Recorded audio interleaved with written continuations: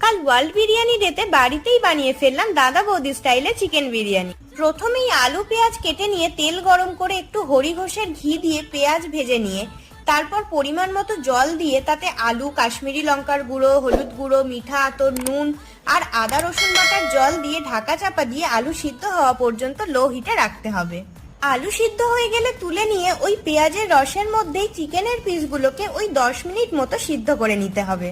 Chicken সিদ্ধ হয়ে গেলে ওই অবশিষ্ট ঝোলের মধ্যেই আলু, ডিম, দই আর বানিয়ে রাখা বিরিয়ানি মশলা দিয়ে 70% কুক হওয়া লং গ্রেন বাসমতি রাইসের একটা লেয়ারিং করে তার উপরে খোয়া ক্ষীর মেশানো 1 কাপ দুধ দিয়ে আবার একটা ভাতের লেয়ারিং করে তার উপরে মিঠা আতর, গোলাপ জল ও কেওড়া জল মেশানো জল দিয়ে ঘি ছড়িয়ে ঢাকা দিয়ে রাখতে হবে। বিরিয়ানি দম দেওয়ার জন্য 10 মিনিট হাই ফ্লেমে, 15 মিনিট লো ফ্লেমে, তারপর আরো 20 মিনিট রেস্টে রাখলেই তৈরি হয়ে যাবে দাদা বৌদি স্টাইলে চিকেন বিরিয়ানি।